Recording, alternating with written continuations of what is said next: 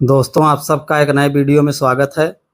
इसमें हम लेकर आए हैं विज्ञान से संबंधित कुछ महत्वपूर्ण प्रश्न जो आपकी आगामी परीक्षा में बहुत हेल्प करेंगे। अगर आपको वीडियो पसंद आए तो प्लीज़ लाइक और शेयर ज़रूर करिएगा। तो चलिए शुरू करते हैं। आज का पहला प्रश्न है, ध्वनि नहीं गुजर सकती है। ऑप्शन ए वायु से, ऑप्शन बी निर्वात से, ऑप्शन सी स्टील से, ऑप्शन डी जल से। इसका सही उत्तर हो जाएगा ऑप्शन बी निर्वात से। ध्वनि पूर्ण निर्वात से होकर नहीं गुजर सकती। निर्वात वह स्थान है जहाँ कोई माध्यम नहीं होता। ध्वनि को अपने संचरण के लिए किसी भौतिक माध्यम की आवश्यकता होती है और इसलिए ध्वनि तरंगे पूर्ण निर्वात से होकर नहीं गुजर सकती। अगला प्रश्न है, सबसे अधिक तीव्रता की ध्वनि उत्पन्न करता है। ऑप्शन ए बाघ, option B gorilla, option C बंदर, ऑप्शन डी चिंपैंजी। इसका सही उत्तर हो जाएगा ऑप्शन ए बाघ। व्हेल और बाघ दोनों ही सबसे ज़्यादा तीव्रता की ध्वनि उत्पन्न करते हैं। ध्वनि की तीव्रता ध्वनि उत्पन्न करने वाले कंपन के आयाम पर निर्भर करती है। कंपन का आयाम ज़्यादा होने पर ध्वनि तेज होती है। ध्वनि की तीव्रता ध्वनि स्रोत से दूरी और ध्वनिक वातावरण पर निर्भर करती है। ध्वनि की तीव्रता को डेसिबल से नापा जाता है। ध्वनि की तीव्रता एक सदिश राशि है और यह ध्वनि ऊर्जा की मात्रा और दिशा का वर्णन करती है। रात्रि में ध्वनि की तीव्रता ज़्यादा होती है क्योंकि वायुमंडल में कार्बन डाइऑक्साइड की मात्रा बढ़ जाती है, जिससे वायु का घनत्व बढ़ जाता है। अगला प्रश्न है, ध्वनि का वेग अधिकतम होता है। ऑप्शन ए लोहा में, ऑप्शन बी वायु में, ऑप्शन सी जल में, ऑप्शन डी पारा में। इसका सही उत्तर हो जाएगा ऑप्शन ए लोहा में। ध्वनि की गति ठोस पदार्थों में अधिकतम होती है क्योंकि ठोस माध्यम में अणु, द्रव तथा या गैस की तुलना में एक दूसरे से अधिक कसकर पैक होते हैं, जिससे ध्वनि तरंगे अधिक तेजी से यात्रा करती हैं। अगला प्रश्न है, जब ध्वनि तरंग चलती है तो वे अपने साथ क्या ले जाती हैं। ऑप्शन ए द्रव्यमान, ऑप्शन बी ध्वनि, ऑप्शन सी ऊर्जा, ऑप्शन डी इनमें से कोई नहीं। इसका सही उत्तर हो जाएगा ऑप्शन सी ऊर्जा। ध्वनि तरंग में माध्यम के कण जैसे वायु के अणु तरंग के प्रसार की दिशा के समानांतर दिशा में आगे पीछे चलते हैं, लेकिन वे स्वयं तरंग के साथ लंबी दूरी तक यात्रा नहीं करते हैं। इसके बजाय यह वह ऊर्जा है जिसे तरंग ले जाती है जो माध्यम के माध्यम से आगे बढ़ती है। अगला प्रश्न है, जब प्रकाश के लाल, हरा व नीला रंगों को समान अनुपात में मिलाया जाता है तो परिणामी रंग क्या होगा।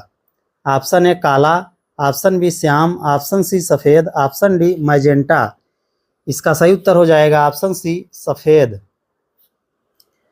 जब विभिन्न संयोजनों और अनुपातों के साथ मिलाया जाता है तो ये प्राथमिक रंग रंगों की एक विस्तृत श्रृंखला बनाते हैं, और जब लाल, हरा और नीला प्रकाश समान मात्रा में मिलाया जाता है तो वे सफ़ेद प्रकाश बनाते हैं। अगला प्रश्न है, कैमरे में किस प्रकार का लेंस उपयोग में लाया जाता है। ऑप्शन ए उत्तल, ऑप्शन बी वर्तुलाकार, ऑप्शन सी समान मोटाई का, ऑप्शन डी अवतल। इसका सही उत्तर हो जाएगा ऑप्शन ए उत्तल लेंस। कैमरे में उत्तल लेंस का इस्तेमाल किया जाता है। उत्तल लेंस प्रकाश की किरणों को बदलता है जो कि मुख्य अक्ष के समानांतर चलती है। यह एक अभिसारी लेंस है, जिसका मतलब है कि यह बीच में मोटा और किनारों पर पतला होता है। कैमरों में उत्तल लेंस का इस्तेमाल इस वजह से किया जाता है ताकि वास्तविक छवि को स्क्रीन पर लिया जा सके। अगला प्रश्न है, नेत्रदान में दाता की आँख के किस हिस्से को प्रतिरूपित किया जाता है। Option A lens, option B cornea, option C पूरी आँख, ऑप्शन डी रेटिना। इसका सही उत्तर हो जाएगा ऑप्शन बी कार्निया। नेत्रदान में आँखों का कार्निया दान किया जाता है। यह हमें दिखाई देने वाली आँख के सामने की बाहरी पारदर्शी परत होती है। कार्निया के जरिए ही पुतली को देखा जा सकता है। अगला प्रश्न है, मनुष्य के आँख में प्रकाश तरंगे किस स्थान पर स्नायु उद्योगों में परिवर्तित होती हैं। ऑप्शन ए नेत्र तारा में, ऑप्शन बी रेटिना में, ऑप्शन सी लेंस में, ऑप्शन डी कार्निया में। इसका सही उत्तर हो जाएगा ऑप्शन बी रेटिना में। रेटिना में प्रकाश संवेदी कोशिकाएं और उनका पोषण करने वाली रक्त वाहिकाएं होती हैं। रेटिना का सबसे संवेदनशील क्षेत्र एक छोटा सा क्षेत्र होता है जिसे मैक्यूला कहते हैं, जिसमें लाखों कसकर समूहबद्ध फोटो रिसेप्टर, जिन्हें कौन कहते हैं, होता है। अगला प्रश्न है, मायोपिया से क्या तात्पर्य है? ऑप्शन ए निकट दृष्टि दोष, ऑप्शन बी वर्णांधता, ऑप्शन सी दूर दृष्टि दोष, ऑप्शन डी इनमें से कोई नहीं। इसका सही उत्तर हो जाएगा ऑप्शन ए निकट दृष्टि दोष। मायोपिया या निकट दृष्टि दोष एक आम नेत्र रोग है जिससे दूर की चीज़ें धुंधली दिखाई देती हैं जबकि पास की चीज़ें स्पष्ट दिखाई देती हैं। मायोपिया के कुछ लक्षण ये हैं: आँखों से लगातार पानी आना, बार बार आंखें झपकना, दूर की चीज़ों को देखने के लिए आंखों पर जोर डालना, पलकों को सिकुड़ कर देखना। अगला प्रश्न है, दूरबीन का आविष्कार किया था? ऑप्शन ए एडिसन ने, ऑप्शन बी गुटेनबर्ग ने, ऑप्शन सी गैलीलियो ने, ऑप्शन डी इनमें से कोई नहीं। इसका सही उत्तर हो जाएगा ऑप्शन सी गैलीलियो ने। नीदरलैंड में लिपरहे ने जो कुछ बताया था उसके बारे में सुनने के बाद गैलीलियो ने अपना स्वयं का दूरबीन बनाया। यद्यपि गैलीलियो इन खोजों के लिए प्रसिद्ध हुए, लेकिन वास्तव में यह अंग्रेज खगोल Shastri Thomas Harriet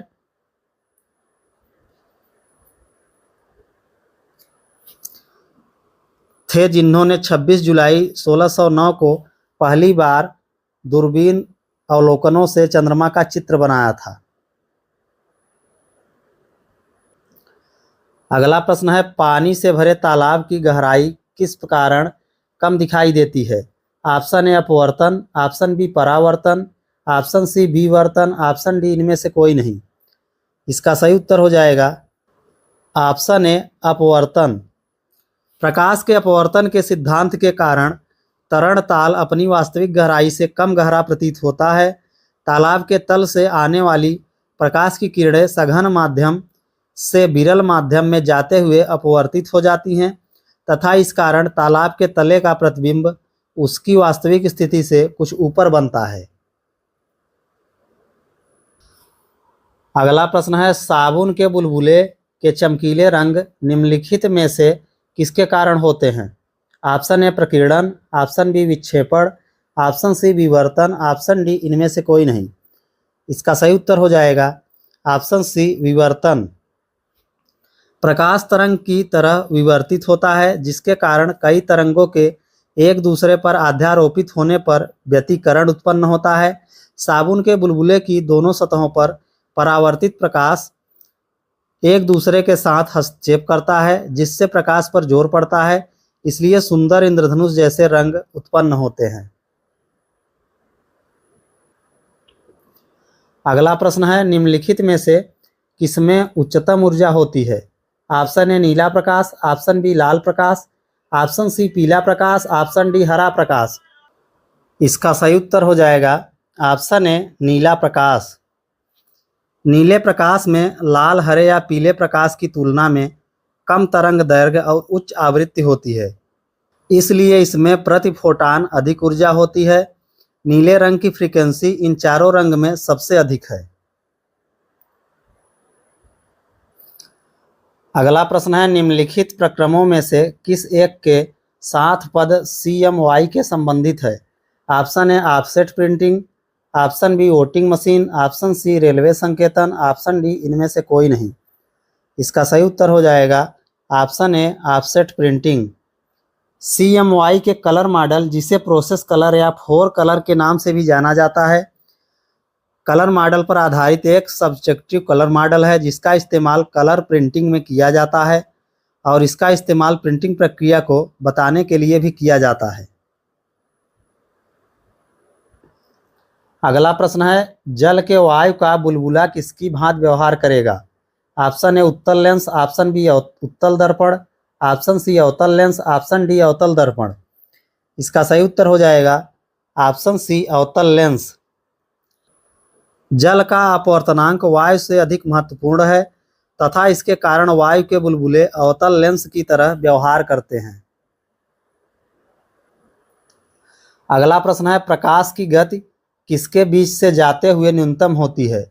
option A वायु, ऑप्शन बी जल, ऑप्शन सी कांच, ऑप्शन डी निर्वात। इसका सही उत्तर हो जाएगा ऑप्शन सी कांच।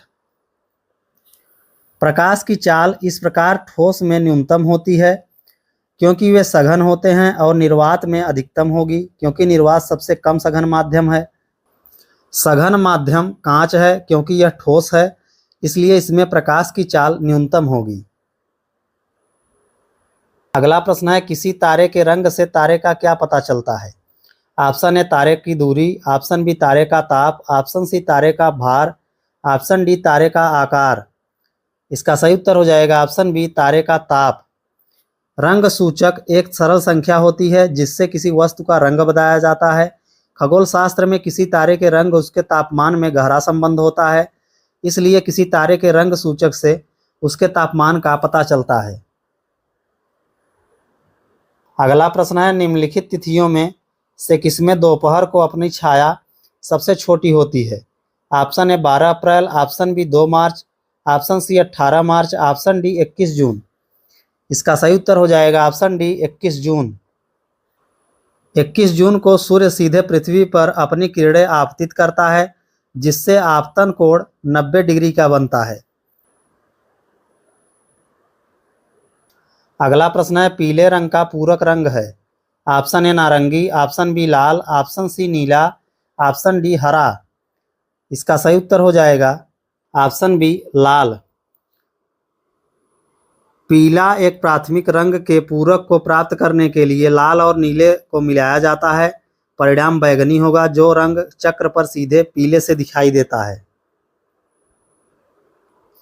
अगला प्रश्न है, पानी के ऊपर तेल परत का चमकना उदाहरण है। ऑप्शन ए व्यतिकरण का, ऑप्शन बी प्रकीर्णन का, ऑप्शन सी अपवर्तन का, ऑप्शन डी इनमें से कोई नहीं। इसका सही उत्तर हो जाएगा ऑप्शन ए व्यतिकरण का। इस घटना को प्रकाश का व्यतिकरण कहते हैं। वर्ष ऋतु में विभिन्न मोटर वाहनों से टपकी तेल की बूंदें सड़क पर पतली फिल्म के रूप में बिखर जाती हैं। सूर्य के प्रकाश में यह फिल्म विभिन्न रंगों की दिखाई देती है। इसी तरह जल की सतह पर तेल की बूंदों से बनी पतली फिल्म भी रंगीन दिखाई देती है। अगला प्रश्न है, तरण ताल वास्तविक गहराई से कम गहरा दिखाई देता है, इसका क्या कारण है? ऑप्शन ए प्रकीर्णन, ऑप्शन बी व्यतिकरण, ऑप्शन सी अपवर्तन, ऑप्शन डी प्रकाश। इसका सही उत्तर हो जाएगा ऑप्शन सी अपवर्तन। प्रकाश के अपवर्तन के सिद्धांत के कारण तरण ताल अपनी वास्तविक गहराई से कम गहरा प्रतीत होता है। तरण ताल के तल से आने वाली प्रकाश की किरणें सघन माध्यम जल से विरल माध्यम वायु की ओर जाने पर अपवर्तित होकर लंब से दूर हट जाती हैं। अगला प्रश्न है, बाह्य अंतरिक्ष में किसी अंतरिक्ष यात्री को आकाश दिखाई देगा। ऑप्शन ए काला, ऑप्शन बी लाल, ऑप्शन सी सफेद, ऑप्शन डी नीला। इसका सही उत्तर हो जाएगा ऑप्शन ए काला। क्योंकि अंतरिक्ष में कोई कण नहीं होता है, कोई प्रकीर्णित प्रकाश नहीं होता है, इसलिए अंतरिक्ष यात्री तक कोई प्रकाश नहीं पहुंचेगा और अंतरिक्ष यात्री को आकाश काला दिखाई देगा। अगला प्रश्न है, अबिंदुकता का दोष दूर करने के लिए निम्न में से किस लेंस का प्रयोग करना चाहिए? ऑप्शन ए अवतल लेंस, ऑप्शन बी उत्तल lens, option C cylindrical lens, option D द्विफोकसी लेंस। इसका सही उत्तर हो जाएगा ऑप्शन सी सिलेंडरी लेंस, जिसको बेलनाकार लेंस भी बोलते हैं। अबिंदुकता के दोष को दूर करने के लिए बेलनाकार लेंस का इस्तेमाल किया जाता है। यह दोष तब होता है जब आँख का कार्निया पूरी तरह से गोलाकार नहीं होता और क्षैतिज ऊर्ध्वाधर वस्तुओं के लिए इसकी वक्रता अलग अलग होती है। इस वजह से एक साथ तार केज की क्षैतिज और ऊर्ध्वाधर दोनों रेखाओं पर ध्यान केंद्रित करना मुश्किल हो जाता है। दूर दृष्टि के लिए उत्तल लेंस और निकट दृष्टि दोष के लिए अवतल लेंस प्रयोग किया जाता है। अगला प्रश्न है, एक प्रिज्म से गुजरने पर जो प्रकाश सबसे अधिक अपवर्तित होता है वह है? ऑप्शन ए हरा, ऑप्शन बी बैगनी, ऑप्शन सी लाल, ऑप्शन डी नारंगी। इसका सही उत्तर हो जाएगा ऑप्शन बी बैगनी। बैगनी प्रकाश सबसे अधिक अपवर्तित होता है क्योंकि कांच के प्रिज्म में बैगनी रंग की गति सबसे कम होती है। अगला प्रश्न है, वस्तुओं का आवेशन किसके स्थानांतरण के फलस्वरूप होता है? Option A neutron, option B proton, option C electron, option D positron. इसका सही उत्तर हो जाएगा ऑप्शन सी इलेक्ट्रॉन। इलेक्ट्रॉनों के हस्तांतरण के कारण ही कोई वस्तु आवेशित होती है। अगला प्रश्न है, अतिचालक का लक्षण है? ऑप्शन ए उच्च पारगम्यता, ऑप्शन बी अनंत पारगम्यता, ऑप्शन सी शून्य पारगम्यता, ऑप्शन डी निम्न पारगम्यता। इसका सही उत्तर हो जाएगा ऑप्शन सी शून्य पारगम्यता। तारे की आकृति 4.2 केल्विन ताप पर एक शून्य हो जाता है, ऐसे नशे के इस गुण को अतिचालक कहते हैं। निम्न ताप पदार्थ पर अतिचालक बन जाता है और वह ताप जिस पर पदार्थ का परमाणु शून्य होता है संक्रामक ताप कहलाता है। अगला प्रश्न है, शुष्क सेल है? ऑप्शन ए प्राथमिक सेल, ऑप्शन बी द्वितीयक सेल, ऑप्शन सी तृतीयक सेल, ऑप्शन डी इनमें से कोई नहीं। इसका सही उत्तर हो जाएगा ऑप्शन ए प्राथमिक सेल। अगला प्रश्न है, तड़ित चालक का आविष्कार किसने किया? Option A Lord Lister, option B Benjamin Franklin, option C Graham Bell, option D इनमें से कोई नहीं। इसका सही उत्तर हो जाएगा ऑप्शन बी बेंजामिन फ्रैंकलिन। विद्युत के चालक या तड़ित चालक का आविष्कार 1749 में बेंजामिन फ्रैंकलिन द्वारा किया गया था।